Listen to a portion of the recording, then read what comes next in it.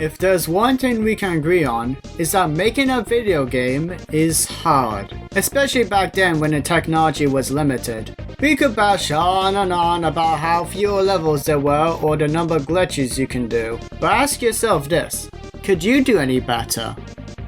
Well, I guess you could. Probably. Where was I going with this again? There are unfinished games that's been released to the public. And then there are games that have never been released at all. Most of them are for reasons we may never know. But the one game that almost made a release was Star Fox 2. But Retro, why you review something unreleased? Actually, it's been released. Eventually. For the SNES Mini, that is. What? One thing I've forgotten to mention in my Star Fox/Star Rain review is that Argonaut Games, developers of the game alongside Nintendo, made a deal with them to create 3 games for the Super Nintendo: Star Fox, Stunt Race FX, and Star Fox 2. Since the first game was a big hit, they started development on the sequel almost immediately afterwards. The game was shown off at the Winter Consumer Electronics Show, it was hyped up in magazines, some guy got arrested. It was real, folks. And after a few months with the game being near completion and a planned release date of August in 1995, it was quietly cancelled. The reason? Competition. The Nintendo 64 wasn't doing too well against the Sony PlayStation, so they decided to drop the game in favor of the N64 and the game's other sequel, Star Fox 64. The game has been completed even after the cancellation, but remained on Nintendo shelves, never to be touched again. Everyone begged for this game to be released for the Wii or Wii U's Virtual Console, but Nintendo turned the requests down, saying that they couldn't emulate Super FX games well. I call bird poop on that, as I've played Star Fox among other Super FX games emulated back in my day, but regardless, there was no hope for the game. That almost was. And then they released it on the SNES Mini. Change of heart, I guess. So, despite being a 25-year-old game that got released to the public 3 years ago, does it hold up as a long-lost sequel to Star Fox? And is it good? Maybe? Well, let's have a look. After the Star Fox team defeated Andross and stuff, it turns out that he actually survived and is now attacking the Lilac system. Again. I mean, it worked out last time. I'm sure I'll be fine. Holy crap, it actually worked! Since everyone thought he was dead, I guess that means never put up the defense systems again? He's taken over all of the planets except for Cornelia, which is in a vulnerable state and obviously doesn't have the manpower to... not manpower. And obviously doesn't have the animal power to stop him. So, once again, General Pepper asked Star Fox for help, and now we must stop the same monkey, save the same star system, and be back home in time to click that subscribe button. Oh, don't bother then. When you start the game, you get to choose your character, each with different stats. Fox and Falco are balanced, Slippy and Peppy have more health but are slower, and Mario and Faye, 2 new characters, have less health but are faster. You can also choose your wingmen. They don't appear in battle like in the previous game, probably for the better. Rather, they're there to switch out on the map screen in case your health gets too low. Think of them as an extra life. Speaking of the map screen, the gameplay is very different. Well, sort of. Rather than a linear adventure, it's a real-time strategy game. Normally, I'm terrible at them, but this game is a bit easy. Well, almost, but I'll get to that later.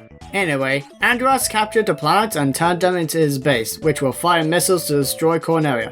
There are also these Star Wars dreadnoughts that will send out enemies to also destroy Cornelia, and, when Andross orders them to, will send out a giant laser on Cornelia. You know what? Maybe they're not dreadnoughts. Maybe they're mini Death Stars.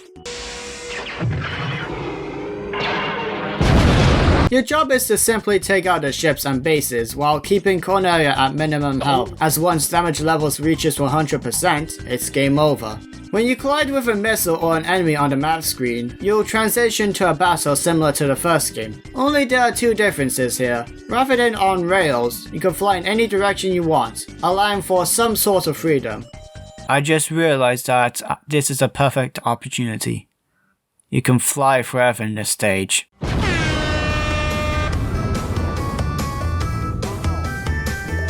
It's not perfect though. When the enemy goes off screen, it can get a bit weird finding them since the minimap is on a 2D plane. You can also charge up your laser for a slightly stronger shot. 3-way alliteration, how about that? It's not that great either, since more often than not, it's gonna miss. But hey, an upgrade's an upgrade. These battles don't usually take too long. There are only a few enemies per battle and they take only a few, if not one hit to kill. While the missiles are on a fixed course, so there isn't much strategy to them. However, they can escape if they get too far away from you. But if you killed, say 2 out of 3 enemies, all you have to do is go to them again, and there'll only be one of them. When you land on a planet, you'll see that you get an aiming reticle while in third-person view, something that the first game really needed. Not only that, but your ship can also turn into Land Walkerton. They're really useful for land combat against foes, with the only loss being your speed, at least compared to when you're flying.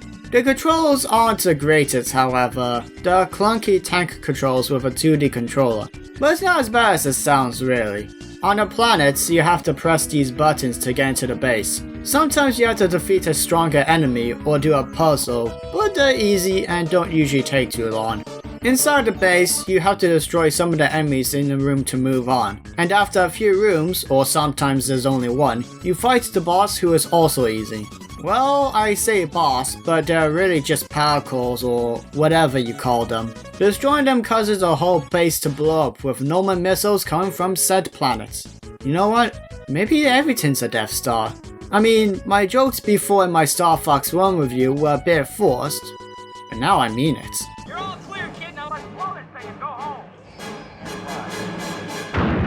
As for the ships, they're exactly the same as the bases, apart from the 3 to 7 seconds when you're infiltrating it. Occasionally there'll be the enemies that'll take over the laser satellite which will attack Cornelia, or the Dragoon that Andros sends after you, and these beasts are a bit harder.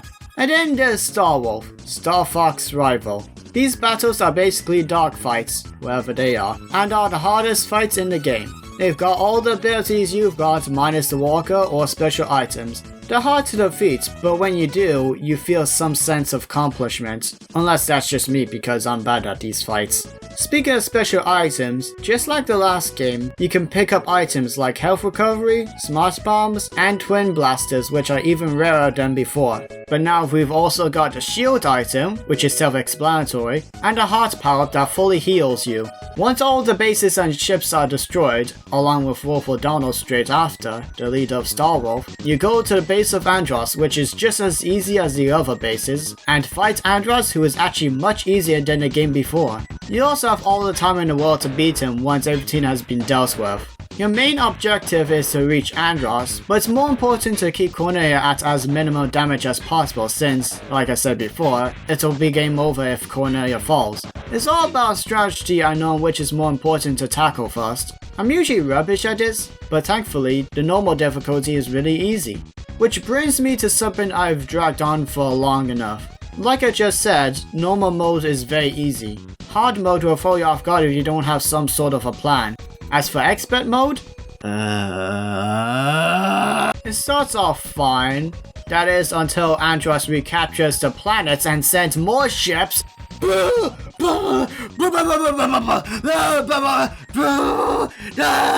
But with a bit of luck, 2 twin blaster upgrades, and a lot of a team member, I was able to beat the final boss of this mode, who looks very similar to the boss in Star Fox 64.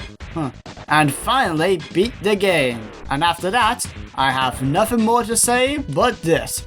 Screw you, you're cool, and screw you! There are also these medals throughout the game. Besides restoring you to full health, there are also collectibles. Collecting them all wasn't easy, but because I'm the greatest at, everything, I've managed to find them all. And once all of them are collected, a black hole appears on the map. Entering it brings you to a planet that contains a few power-ups, a twin blaster, and the ability for your charged laser to lock onto enemies, making the Star Wolf fights much easier. However, it only works sometimes? A minor reward compared to the last game? Well, at least you got a new title screen. You better not delete my save files.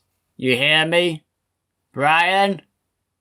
Brian! Just like the last game, the visuals are stunning. You can tell they spent a lot more time on the 2D sprites. They look so detailed and beautiful. At times, even better than a 2D PS1 game. As for the 3D polygons, they also have more work put into them. More details, the amount of them on screen, and any other word that exists in the dictionary. This seriously takes the polygons from the first game and throws it out the window of the Arwen.